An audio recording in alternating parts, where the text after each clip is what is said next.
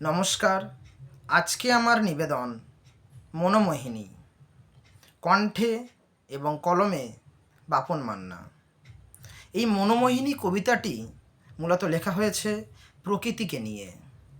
প্রকৃতি আমাদের কাছে বিভিন্ন সময়ে বিভিন্নভাবে ধরা দেয়। আমার দৃষ্টিতে যেমনভাবে ধরা পড়েছে সেটারই বর্ণনা এই কবিতার মধ্যে রয়েছে। চলুন শুরু করা যাক। মনোমোহিনী বাপন মান্না। জন্ম থেকে দেখছি আমি তোমার রূপের বাহার, মেঘ কালো চুলগুলো সব ছড়িয়ে আছে তোমার। তোমার চোখের সৌন্দর্য হরিণেতে ধরা, বুকটি তোমার আছে কত ফলমূলেতে ভরা।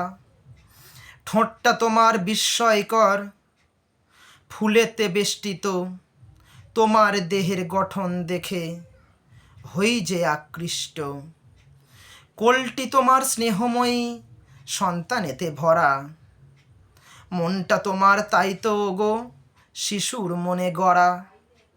তাই তো আমি জন্ম থেকে তোমায় ভালোবাসি, মুগ্ধ হয়ে উঠি আমি দেখলে তোমার হাসি। তোমার সাথে প্রেম করেছি আমি বিয়ে, চলবো আমি সারা জীবন সুকোমল হাত দুটি নিয়ে। নমস্কার। কেমন লাগলো জানাবেন।